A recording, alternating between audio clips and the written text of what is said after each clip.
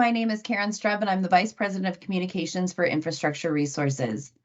I'd like to welcome each of you to the Excavation Safety Alliance Town Hall. And our topic today is, what are the top issues affecting the utility locating industry and how do we resolve them? Our ESA Town Halls are an open forum to discuss concerns and present potential solutions to improve damage prevention and excavation safety. A recording of this town hall will be posted on the ESA website along with a brief blog post. We also post the chat log, so if you do not want your comment or name included, please note that with your post. If you have a question during the town hall, please type it into the chat box or click the raise hand icon. Give us a couple of seconds and we'll give you permission to unmute yourself. To unmute, you'll simply click on the microphone icon at the top right corner of your screen. Today's meeting is meant to be a discussion, and you're all encouraged to ask questions and share your solutions. Please try to keep your comments brief to allow others time to interact. We'll wrap up around 11:30 Central Time, but the conversation may continue with coffee and questions after a brief survey. Now I'll let Mark introduce himself and our panelists. Good morning, everyone. My name is Mark Drew. I'm the president of Vivax Medtech Corporation. We manufacture a range of line locating equipment and mapping equipment, and are based in Santa Clara, California. I would like to introduce the panel now. Tracy. Yeah, my name is Tracy Purcell. I'm Vice President with Bloodhound, National Relationship Manager. Bloodhound specializes in private utility locating and niche public utility locating, and we're located in 32 states throughout America. I'm excited to be on the panel, and I'll turn it back to you. Okay, Dee. Yeah, my name is Dee Terry. I'm with Benchmark Subsurface Utilities Locating. I'm the director of the Southeast, and where most of our work is in the Virginia, Ohio area. Been in the business for 32 years. Thank you. Okay, we have one panel member who was a little bit late this morning, Sean Haley. Hopefully he will get to join us here shortly. With that being said, I'm Sean. I don't think you've arrived yet. I do not see Sean yet. No, so why don't we dive in to the first questions? Perfect.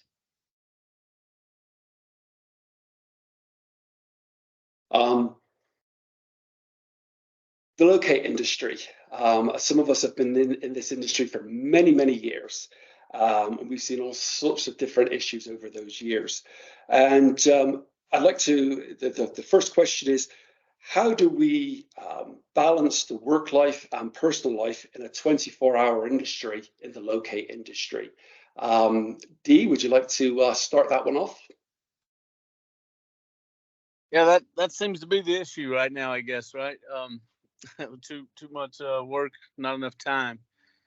So that my company, what we are concentrating on and trying to balance that, we're going after one utility per tech. We're not doing multiple utilities on, going out doing 5 or 6 locates for every ticket now. So that's what we're doing now. It seems to be working. A lot less turnover, a lot less overtime, and so it gives more for the tech. Like you're saying, more of a life, I guess.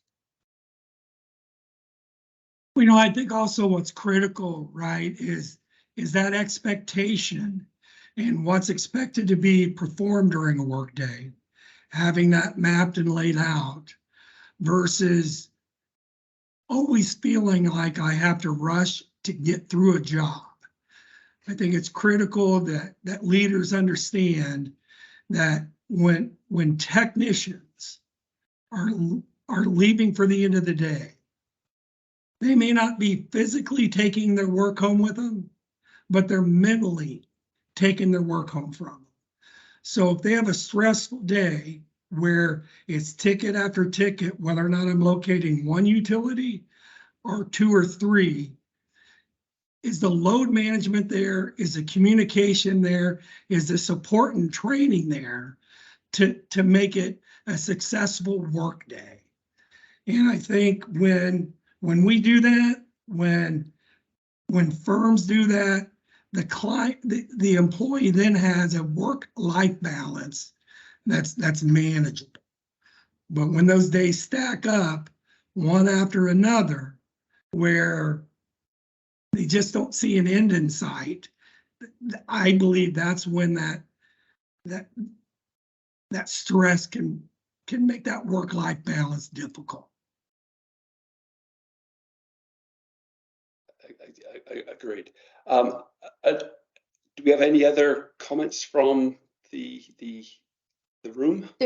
There's nothing in the chat yet, but I know that one of the pieces that have come up in the conversations that we've had relate to the emergency tickets. And so maybe that's something that you guys can talk about as well, is that having those emergency tickets that need to be resolved, and some may or may not be true emergencies. Well, Karen, I think you hit that with your last comment. Are they a true emergency? And I think when you back up and debrief about the emergency, sometimes it's because a process wasn't followed. We're now in a situation where the locate needs to be done and an emergency ticket is completed. And if there's no ramification or accountability, that contract locating firm partner has to respond whether or not it's a true emergency or not. But if you have that dialogue and communication where I can reach out to that contractor and go, is this truly an emergency? Because that's the way it was entered. I want to make sure I'm responding. I want to take care of my client, who's that utility owner, and make sure we're efficient and safe. So I think that's a key component on it. Another comment that we just got in is when there's no consistency in workload, it's hard to allow for this work-life balance. It'll be a partnership with the one calls to allow for limited tickets in counties. And then we had a response to that from Susan Bull, who's the executive director of Okie 811, letting everyone know that one calls don't have the authority to limit the number of tickets coming in. So I think that's a really good point, and really valid for the conversation right now is the view of we need to look at the one call to help control the number of tickets, and that's not within their scope. So we do have one question for Dee specifically from Gordon Campbell out of Canada. So could Dee elaborate on his comment of one utility per locator and how that works in a one locator world? And then once Dee is done, Mark, I do have additional comments to share. Okay. Yes, obviously I was in the world for many years where we do a 6-way locate. You know, every utility under the ground when you respond. So the tech gets overwhelmed, like we were saying, and the day's never long enough.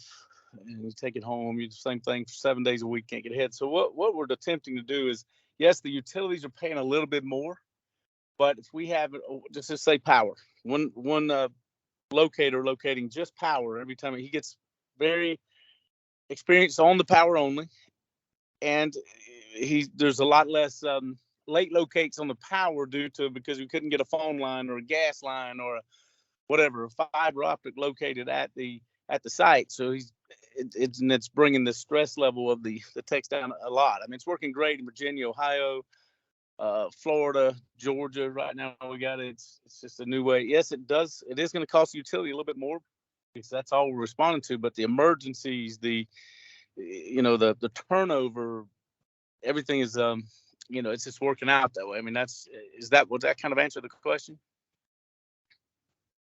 I think that's good for now. And if Gordon, if you're looking for additional information, just let me know in the chat and I can either connect you with Dee outside of the conversation, or we can further ask your question here. And I see that Sean is here. So Sean, if you want to take a moment to quickly introduce yourself as we get going.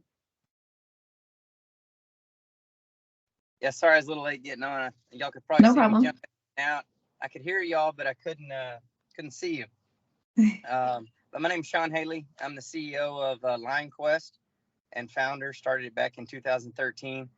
Love damage prevention. Love what it stands for. everyone does things a little bit differently, but I think there's room for everybody, and happy to be a part of this call. I heard what a couple people were saying as it pertains to employee, it sound like hiring and retention, things like that. Those are definitely things that we're facing, and as the conversation goes on, I'm sure I'll comment on some of that. Perfect. We had one comment come in, and I think it's valid, but I don't think the one call is in the position to determine what their member can or cannot handle when it comes to workload. So going back to that piece of the workload and monitoring the number of tickets that are coming in, we have some questions from Andrea. So the first one is, what can we do as an all-encompassing industry to hire more locators for everyone? So I don't know, Mark, if you want to disperse that question. There's actually two parts that she has. The second is, when there's all this money for FOBs and RDOF work, where is the money for the locator expense to get the paint on the ground, to get the work done? And what can we do to change that or receive that? And I will be honest, I don't know what the acronyms FOBs or RDOF mean. So if somebody could clarify those, or Andrea, if you could put that in the chat, I'd be happy to share it with everybody unless I'm the only one who doesn't know. I need a fiber overbuild. I think that's a great question. Locating as a career. I don't know about a lot of you guys on the line here, but I know when I'm talking to people outside of the industry, and you say, okay, so what do you do? We manufacture equipment for finding buried pipes and cables. They look at you as though, okay, what is that? And it is, how do we raise the profile for the locator? Should it be a skilled position as an electrician or as a plumber? Will that help promote the industry so that the locator has a career as a skilled position? So I'm interested to hear some of your comments on that. Sean, you're the last one. Do you want to start that one off? Yes, if I heard right, what you're saying, are you comparing locators to like skilled electricians and technicians like that? Yes. Should it be a skilled position where a locator can literally go to college to learn everything about locating, community college, college courses for locating?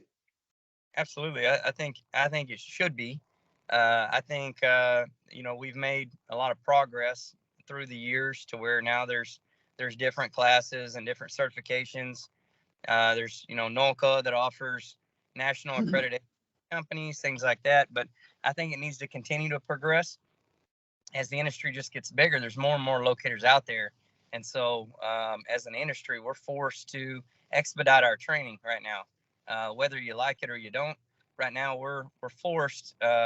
With a lot of these fiber overbuilds and different things, Google projects have come in. There's various different projects that just in different areas that make us expedite our training. So yeah, I think if there were colleges or technical courses that were available, for outgoing high school students or things like that, I think it would garner a lot of interest, and I definitely, as an employer, I would definitely be interested in looking in that direction.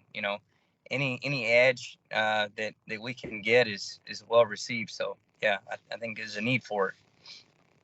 Yeah, this is going to be around for many, many years of locating buried pipes and cables, it's a career that someone could have for many, many, many years. So Tracy, any comments on that? Well, I think we can all look within our own companies and see the trajectory of our employees that are successful and that's been here a decade, 2 decades, performing locates. And when you speak with them, typically what you'll hear is, there was a track built for me. I had leadership and support that reinforced my skill sets, expanded my skill sets, and allowed me a great living and a great career. And I think on the front end, with what Sean was sharing, the volume is so much, and the span of being able to train is becoming shorter, that maybe we need to reaffirm that career opportunity earlier on versus maybe plugging a volume issue. That yes, there are volume issues, but along with that comes career advancement, opportunities. Dee was saying in their company, one locator, one facility. Well, maybe they start off with fiber, then they go to electric, then they go to gas, and then now they can go anywhere to be able to do all those facilities. But is that career path outlined for them at the company? So one of the points that Andrea mentioned for the RDOF, which is the Rural Digital Opportunity Fund, it will disperse up to $20.4 billion over the next 10 years to bring fixed broadband and voice service to millions of unserved homes and small businesses in rural America. So the need for the additional locators, as we look at it, becoming more of a conversation piece for people as their career opportunity, I think is going to be necessary. Another question that we have is, how do you deal with gas line stubs and retirements? Dee, do you want to kick that one off? Well, I don't have any gas down here where I'm at. So if someone's doing gas at the time, I'd probably better. I haven't done gas in 10 years. Sean, Tracy? I think when it comes to gas, abandoned stubs, I'd say the number one thing is, what's our records look like? Do we know where those are? And how are we implementing processes and procedures to identify them? Typically, there's been a lot of funding, a lot of growth with main replacement programs, right? Bare cast steel replacements over the last 5-6 years. Through that process, how's it been identified what's being replaced versus what is new? Are the maps updated? And do we have an understanding what's underground? I don't know if that answers it, but I know those are things when we're communicating and working out in the field, having a knowledge and understanding of those prints, how they're updated, and getting to them is critical. I think that speaks to the need for mapping and just that open conversation to make it easier for everybody in the industry as a whole. We do have a comment from Tracy Bryant. There's a conversation about having all tickets start on day 3, and our locate resources could route their day more efficiently. Instead of chasing times, all tickets are due by the end of that day, such as a midnight or a 7 a.m. ticket. And if you would give me a couple moments, I know that, so Megan from Georgia 811 said our dig law updated to allowing the excavator to select an effective date up to 8 days out. We deliver the tickets as they were created, but it's up to that member or locator to route those tickets into the workload and when. So just going to 3 days is only the first step. We're seeing some folks holding the tickets and not routing them until the traditional 2 days, despite the early ticket delivery. And that began in Georgia in September of 22. And then I believe that, oh, no, that was a different comment. I thought somebody else. So if you guys want to talk about that kind of limited time ticket or the varied time ticket that Tracy's talking about. Are you guys working in states where they have that, where that applies at this point? In Georgia, it's definitely working. It allows kind of, I'm gonna say it in a different way, I guess, of grouping your tickets. This part of town, that part of town. If you can go out for 2 days out, you can hit the southwest corner of your area today, northeast tomorrow. It helps a lot in routing your tickets for sure. Okay. Now this speaks to multiple utilities to locate is very stressful on the locator and makes time performance not achievable. It also makes the overall locate less safe as corners are cut. And this kind of stress also makes for turnover high. So I guess that would be for those that do the multiple locates, where do you see the benefits to doing that you've kept that within your system? Go ahead, Sean. I feel like the challenge is the balance. So as a locate company in general, you're trying to do the locates at a way or at a price that the companies can afford. So the challenge is always one, work-life balance for your locators, trying to have them do as much as possible while maintaining high quality. So the quality quantity is always the kind of the variant of how much can you do while maintaining top quality.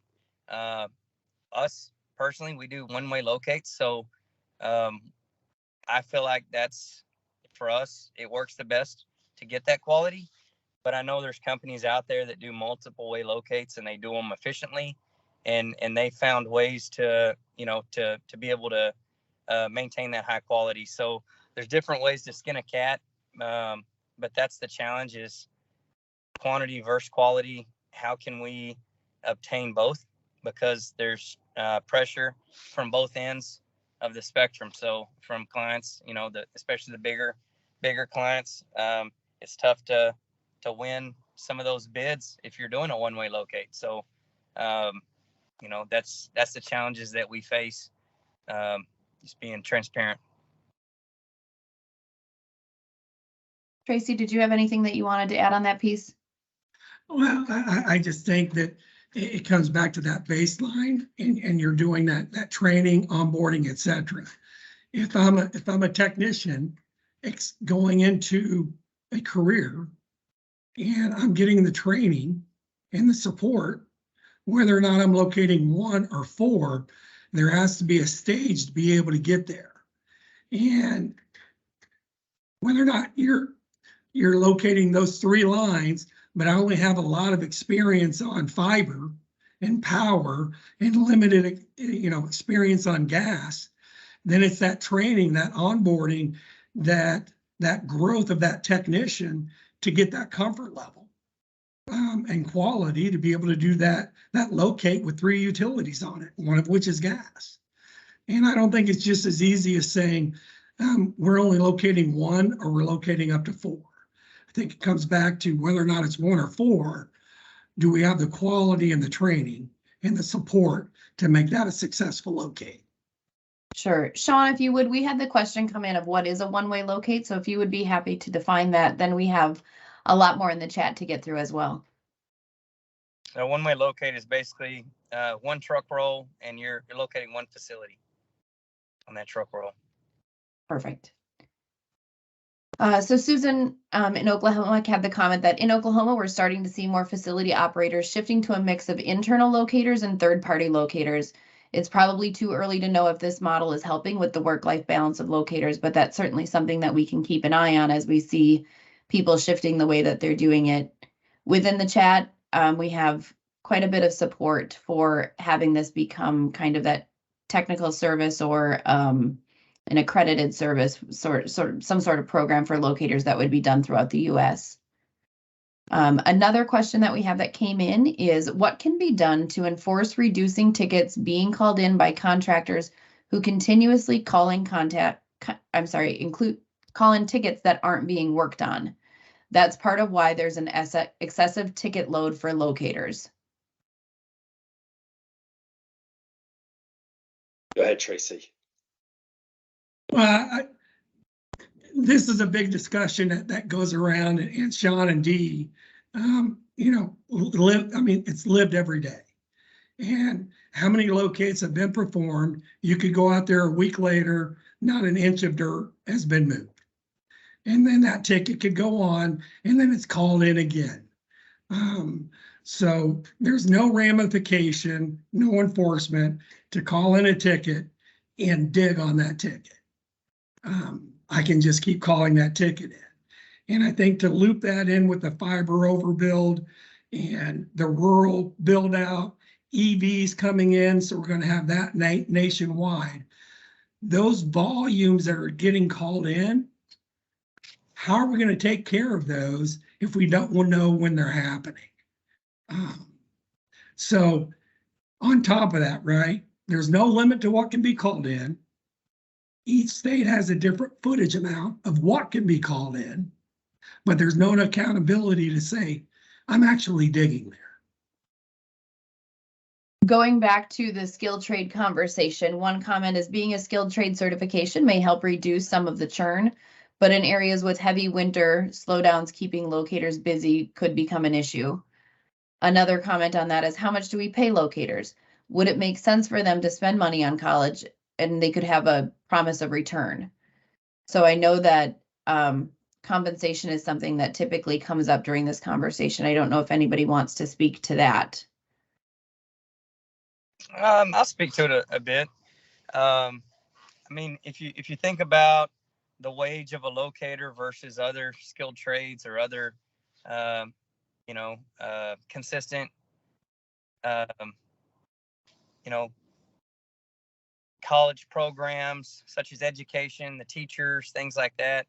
I mean, with a locator, you can almost go anywhere in the nation and get a job. And there's multiple companies in any given area that you can get a job with. And so, I mean, I think it's a good wage right now. That I won't speak on it because I know there's different wages, but in general, I would say it's teacher type pay or better in a lot of areas. And so I think it's definitely worth it to have, like a college program that's out there. There's, I mean, you can pick any city in the United States and there's locators there. So I think I don't know what the recent numbers are, but there are tens of thousands of locators out there. And I mean, you can pick who you want to work for right now. Everybody needs you. Everybody wants and needs good locators. So if you have that skilled, training, you are going to be in high demand. So. But I think what we shouldn't forget though is, right, I can have that training, I can be a great locator, but am I in a culture that wants me, respects me, and allows me to grow? And I think we all have that within our companies. And being able to do that shows that value, right? And it keeps people from saying, you know what, I can go anywhere, do whatever I want, to this is where I want to be, and I want to grow, and then I can be a mentor for others in this industry.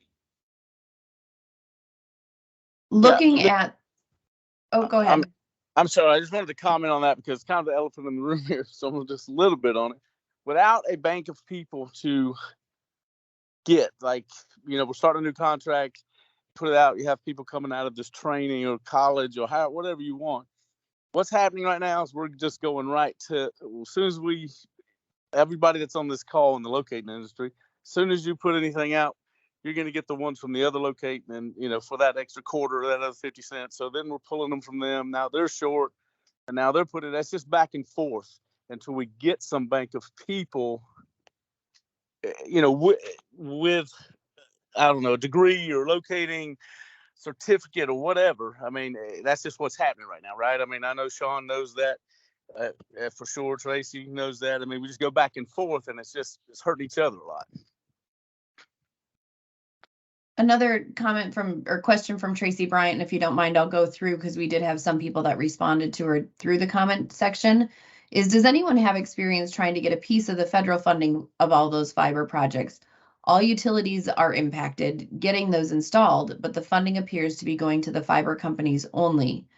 And so we did have a response of some of those funds to the fiber company will be filtered down to the locate contract company with the increased volume and increased pricing for the locates. And then Mike Reese had said, yes, my firm is having very initial conversations with the Economic and Commerce Department on the state and federal level. Conversations are slow, but they are being had. So I don't know if you guys want to speak to the funding that Andrea had mentioned early on in the conversation and how that can impact other utilities.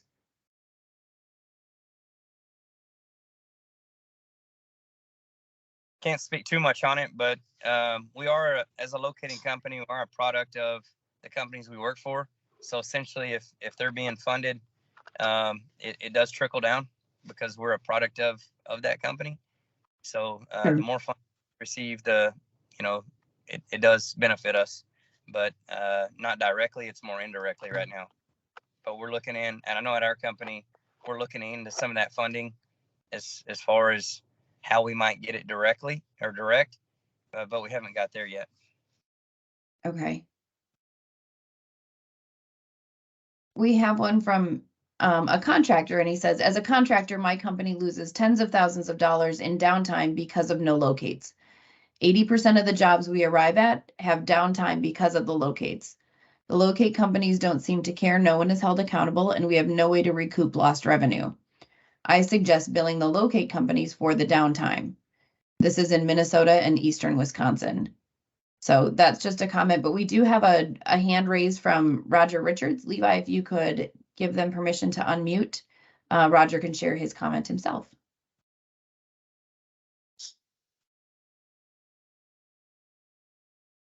Roger, I believe you should be able to unmute now.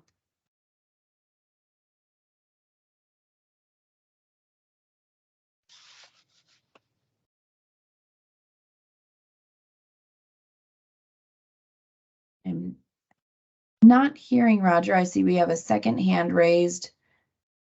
So Scott Hattenberg, Levi, if you could also allow him to unmute his mic. Yes, you're Whoa. both free to do that now. Okay. So a little bit of history. I'm on the CGA TR committees. I've been on the Washington State Dig Safety Board, lobbied in 3 different states for dig laws. So been a contractor all my life. My dad was a contractor. My grandfather was a utility lineman. So just background. So one of the things that I guess kind of gets really difficult for me a lot of times is we have a contract we have to perform. We have liquidated damages if we don't make it. I have never figured out, and this comes down nothing against locators or the locate companies. This goes back to the facility operators. Why is it that they do not want to pay enough to have that same type of standard, which is pretty typical in most construction contracts? You breach a contract, which would be anything that relates to the law not having been performed. Why is it those contracts, they don't want to put that in there? We all know that conversation. The real issue is the facility operators, and I'm going to say this, are cheap because that comes usually out of shareholder profit. And so it's unrecoupable if it's a regulated utility.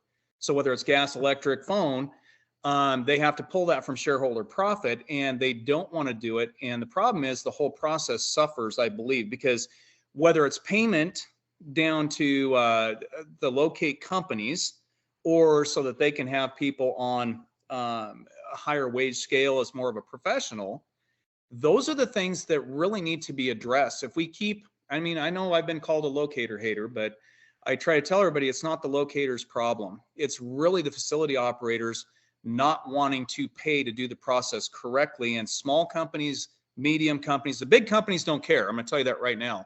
They don't want to raise waves. They don't care. They'll sit and they'll pull it from somewhere else. But the small guys, you know, like I'm not a big company.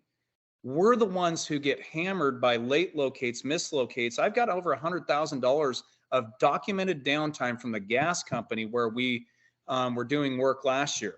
And we're gonna be required to do between 3 different companies 40,000 feet in urban environments in the next year a month. So we have to do that. I have liquidated damages of $5,000 a day if I don't meet that. And so it has to be done. And I don't know if they want to go try to, I don't know how it gets fixed, but I can't pay for it. So it has to be located, and it's very frustrating. So anyway, that's what I had to say kind of to that whole process. Scott, if you want to mention your requirement too for your installation, I hadn't gotten to that part in the chat. Well, we're being required from 3 different companies. It kind of totals up. One's 20,000 a month. The other one's going to be 15, and one's going to be 5,000 feet a month of directional boring. And we have to do it. I mean, we're under contract to do it. If we didn't do it, somebody else does. It has to be done. So the issue comes down to, how do the locators get paid? Well, it has to come from the locate companies under current law. And so not the locate companies, but the facility operators.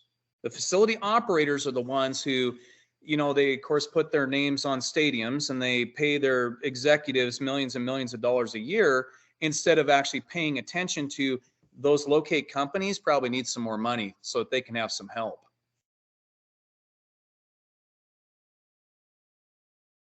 Does anyone have anything that they'd like to add in response to Scott's comment? I mean, it kind of goes hand in hand with the comment that you read. We didn't really address that, but I'd like to kind of address that. So as a locate company,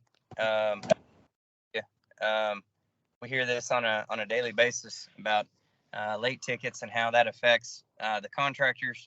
So I'm definitely sensitive to that comment there. Facility owners have made a big push with contracts, with on-time percentage, late tickets, and they're penalizing locate companies. So the scenes have kind of changed over the years as it pertains to locate contracts and things like that. And won't go too far into it, but there's a huge push being made from locate companies as well as facility owners to minimize not only the contracts, but minimize that to maximize the on-time performance and penalizing us accordingly. So we do care about it. Comments that local companies care, definitely care because it hits our pocketbooks as well. So on that comment. Yeah, this is Gerald at USIC. If I could comment to both Scott's and Sean's statements there. First of all, back to Scott's statement, appreciate the locator haters, love talking to those folks every chance I get, being a locator myself. But the issue oftentimes, more so over the last few years, is a foundational one that we continue to refuse to address, which is talk to any locator on this call, talk to a lot of operators, and some of the contractors are aware of this problem. And it's the ability to call in any amount of work when you want without regards for the prior historical planned resources. And I'll take one utility as an example that we have here in the state of Illinois that's done a tremendous job of tracking this. And last year has been quoted as telling everyone that their work area scope, not the volume of tickets, not the number of tickets, but the amount of area being requested to be marked, increased by 249% for the entire area they cover for all of central and southern Illinois. So if you're not aware that that work is coming, if you have not let the operators or the locators know that you're going to be doing that work in time for them to plan, hire, train, and have the resources available to do that work, that's crippling this industry and is not being addressed across the country to a large part. We have a number of smaller things that we're trying to do and put in place. In Illinois, we've started a tool that looks at not only the volume over the last 5 years for every municipality, we're also tracking work area scope and polygon size to determine if there's also an issue with the amount of work being requested. And on that note, I'll add to this. I know we talked earlier about call center engagement. And while I agree the call centers are not the ones that enforce, I completely understand. The call centers are the gatekeepers for the information as it comes in. So who better to notify someone when the work exceeds prior historical volume and demand than the call center when you're requesting a ticket to notify the excavator. Look, it's very busy here. Your work might be delayed. Expect you might get a call or potentially even plan out further to allow for the response for those resources.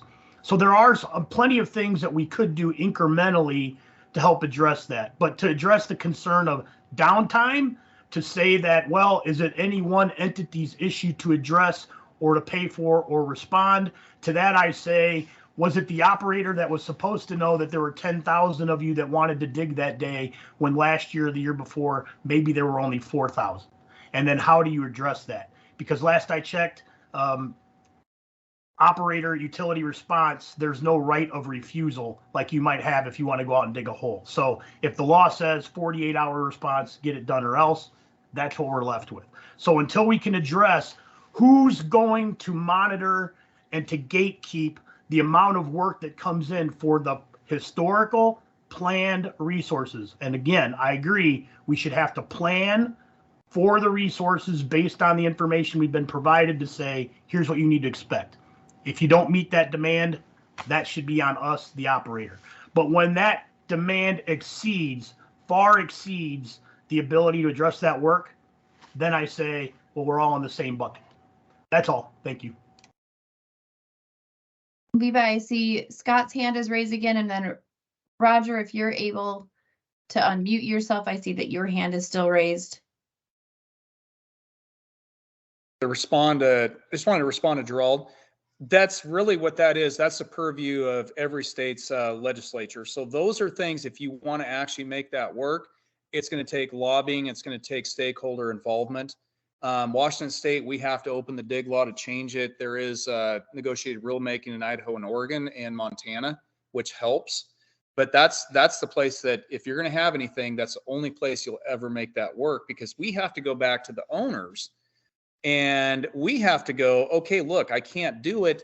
I shouldn't be held to the contract. It needs to be some type of something that's outside my contract and scope of what I'm dealing with. And if I don't have that in the law, I'm held liable to that contract. The other thing probably, and this is one of the TRs I'm on with with Common Ground Alliance, is this whole idea of getting to a sue process. Like, Colorado has a semi-sue basically. It's in the law in Idaho and Washington and Oregon, but it's not defined or well enforced. And that is, now this is going to be another issue, but that is doing some level of sue. Everybody knows what sue is, correct? Sue, is that subsurface utility engineering, where you go in. Kemp talked about it in the chats. In Seattle, they actually require it for permits. It's not in the rest of the state. It's only in Seattle. But it does help some of that. But I still, as a contractor, can't rely off of Kemp's sue that he did when I go in to do my work. So ASCE 3802 engineering standard states that all projects will be in subsurface utility engineered. I have asked this at every municipal project, heavy civil project, private project. We do a broad range of stuff. Fiber optic, gas, power, and there is not one engineer out there that will do anything with it. We do have some couple cities that are pretty good on the back end with it. But really, if you want to start changing the system, it has to come from the laws, and it really should start with subsurface utility engineering. That's what will help your ticket volumes, because at that point, everybody has a record of what's in there because it's already been engineered. Yeah, with regards to that statement, I appreciate that, because we actually have a bill in Springfield right now where we're trying to incrementally put some of those things in place. So much appreciated. And that is the path we're taking. But I think to follow up on that, right, I don't know an excavator that's going to dig without paint on the ground. So we can have that sue process, which I think it does save money when you do it ahead of time. You know what's there, you don't know what's there. And so you can plan it, save costs, and have a target time frame. You can roll things out more efficiently and safely. But when that sue is complete, and then a year or two later, we have construction going on, has a communication happened over those 1 or 2 years to say, we're going to be going live, and does all the operators know it? So if there's a gas, fiber, electric, water, sewer, everything there going, okay, who's coming in next year? Can we ramp up to take care of that need? Because when you're dealing with sue, you're usually 6 months at the earliest, 2 years at the latest before construction happens. So where's that disconnect between sue and digging, and all of the players being able to communicate and ramp up accordingly? We do, we've done for over 25 years, we have, between our locating councils, we do utility coordination every year. We all get together and say, here's what's going on. I'll show up as a contractor and say, here's what I know is going on. The utilities all get together. I guess I assumed that was a practice that was happening everywhere. I think it's pretty critical. It's all communication. We do it every year and also every month at our utility coordination meetings. We say, hey, here's what it is. We have a large project. We will have meetings every week with the facility operator saying, here's what we have coming up. I guess I don't understand why that's not happening, but that's on somebody to do that.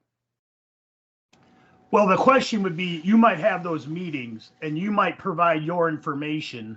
What happens when said contractor, fiber operator, other utility company should come in that was not part of your meeting, that drops in another 25 miles of fiber that was unanticipated for the group?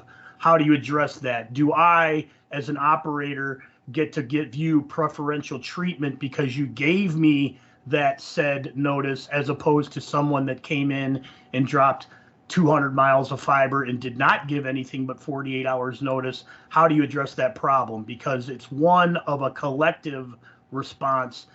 Again, we hold utility council meetings, and I think those things are wonderful.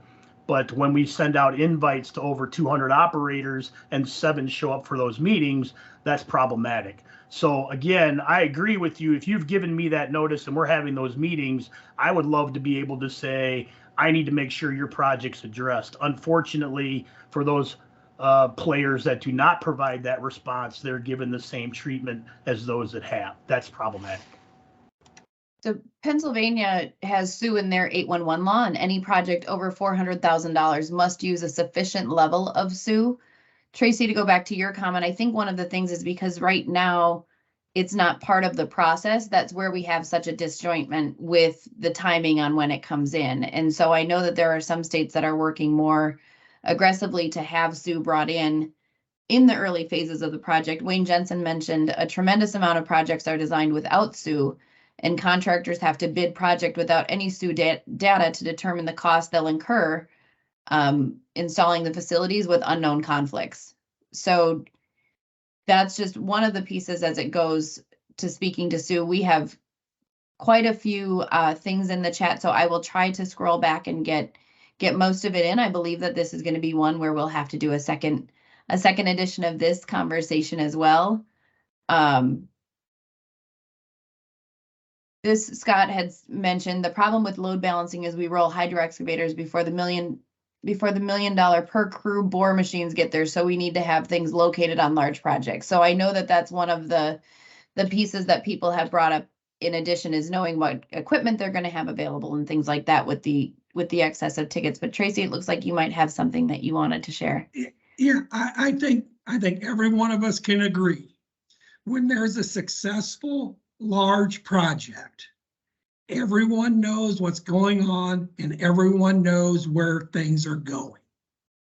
I don't care what state we're in, we could pick 10 projects that work really well, that were large, and everybody was on the same page, whether or not you have SUE going on or not going on.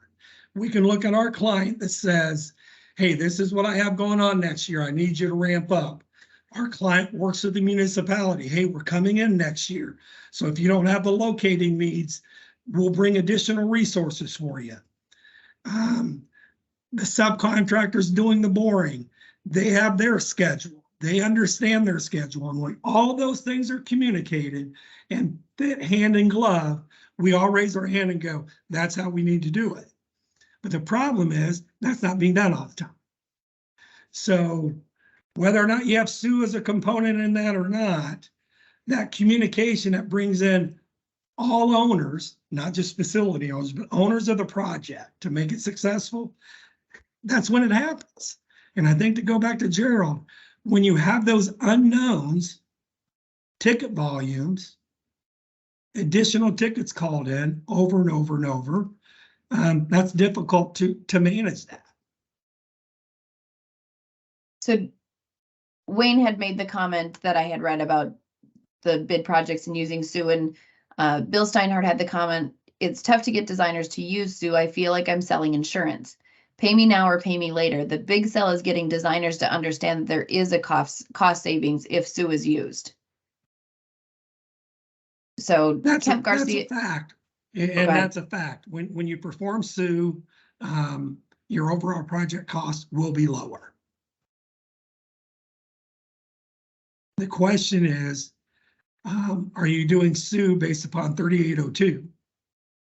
Or do you think you're doing SUE internally when you're internal engineers are going out on site, capturing data and making assumptions.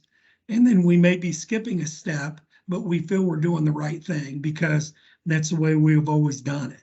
And I think 3802 municipalities and states, tying that to permitting, that's force in the hand to say you have to do it. There's a comment from Kemp Garcia, who's out of Washington. These projects are put out for bid. In most cases, the owner of the projects have indicated prior to bid this work is coming out. Maybe the locators can track that. It takes about 10 minutes each morning to search at a bid clearinghouse, and then they may know the work is coming. So I don't know if that's anything that you guys would be willing to share, if you guys are watching for that to kind of get a scope of work that might be coming.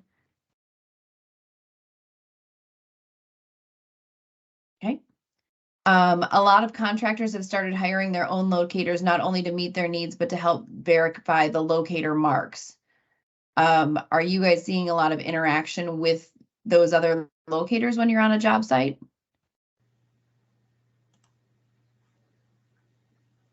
Yes, in Georgia, they're trying it now with companies hired their 4 or 5 locators going in front of their jobs, like we're talking about, kind of large project jobs right now. It's working pretty good. I mean, at least they're not getting as many surveys called in to, call 20, 30 miles of surveys now. And for locators who got to do, their private locators with their company are going out first. So it's working pretty good in Georgia for the 2. It's just a trial. Like I said, it's only companies doing it in Georgia. Sean, did you have something that you had wanted to add? I noticed you went off mute. I mean, that's how I started as a private locator. I worked for an oil company or oil service company, so I definitely think that a lot of companies do that. I think it's good. More eyes on the project. So, one thing that's known is not every company has someone locating their facilities. So there's a lot of lines out there that go unmarked. And so those private locators can pick up anything that hasn't been marked. It just makes the industry safer. Yeah, and to expand upon that, Sean, that is the case. So when these builds are happening, there's many times where municipalities don't have a resource to be able to keep up with the volume. I mean, they may have one locator, and that locator is also having other responsibilities within a water department or sewer department, etc. And so it may be a small project overall, right? It may be a community of 4,500 people or 10,000. But for that community and that municipality, that's their world. I mean, it's huge.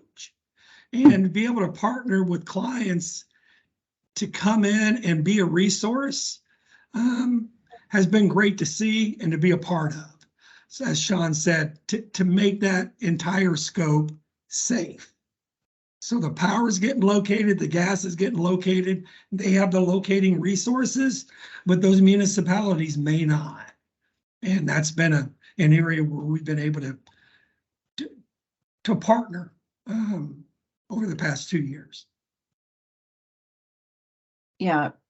Raymond just had the comment that said we went all the way around the world and now we're back to the same question of we need more locators. So there is that. Ryan also echoed some of the sentiments that you had, Tracy. He said he agrees.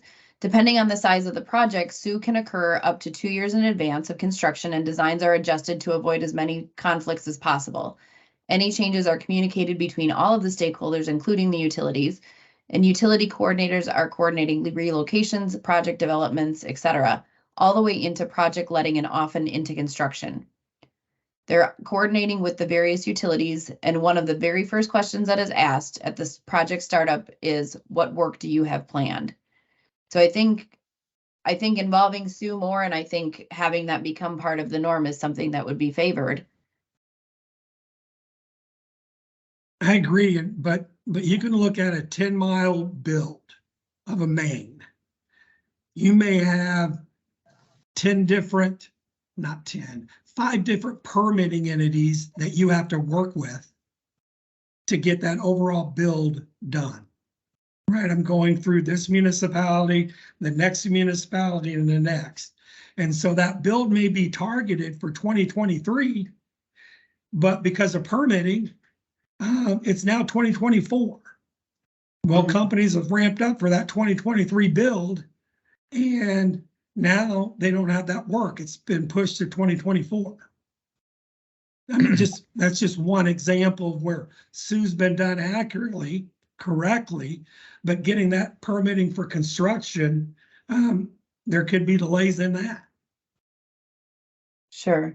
Going off of Raymond's comment, Tracy had said we need to use the 811 system more efficiently, reduce the waste tickets and recalls on inactive job sites. This allows the locate resource to focus on active job sites and help excavators meet their schedules. So Scott, I will let you make a comment. We are getting close to time, but I have some things I'd like to wrap up with, so I'll pass it over to Scott. Right, pretty quick. One thing I wanted to say is everybody talks about doing one locate, but understand you've got PHMSA rules for liquids and natural gas pipelines. So then you are dealing with a lot of other issues. It becomes kind of problematic because not only that, in a lot of states actually on gas pipelines, it is as if the contractor was the company itself, the facility operator. So it makes it really problematic to say, yeah, one locator goes and does all tickets. That was all I had to say. Okay. So as we wrap up for today, Tracy, who has moderated an ESA town hall before and understands what our goals are, said everyone here today can impact damage prevention. So glad to see the turnout and participation. It is not excavator versus utility versus locator. And I truly think we can move into a space where we work together and help each stakeholder be successful. And Megan Rafinsky said she totally agrees. We've got to think about several solutions to help with these issues. So on today's call, I know that we have members from the US, we have members from Canada, we have locators, utilities, one call centers, excavators. So we're broadening the audience and we want to make sure that that conversation is had. And from what I'm hearing today, we need to be working more with Sue or introducing Sue more into this part of the conversation rather than having it be around the conversation. If there are other takeaways that we can help to advance this conversation so it doesn't feel as this group does this and this group should be doing that, that won't get us a solution. So that's what I'm here to help with. Do any of our panelists have any closing remarks that they would like to make?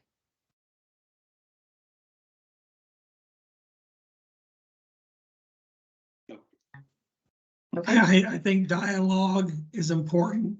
I reinforce Tracy's comments. It's about having safe digging, and we all have our role in safe digging.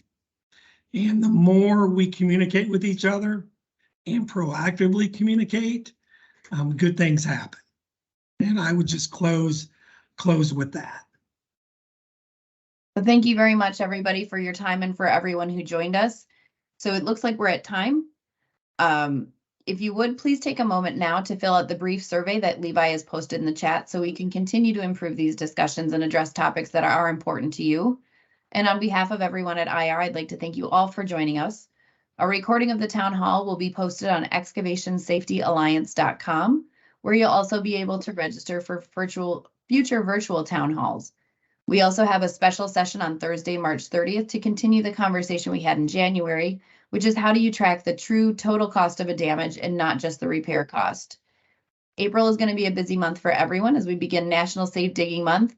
We'll also be hosting our April 13th town hall discussing defending utility damage claims, what the contractor or excavator can do to help their insurance carrier defend damage claims. And we'll be honoring locators during ELSA, which is April 24th through the 30th. So be sure to check out free resources that are available through ESA. And again, I would like to thank all of our panelists. Thank you, Mark, for moderating. And thank you for joining us, and everyone that's going to be going out in the field, stay safe. Have a great day.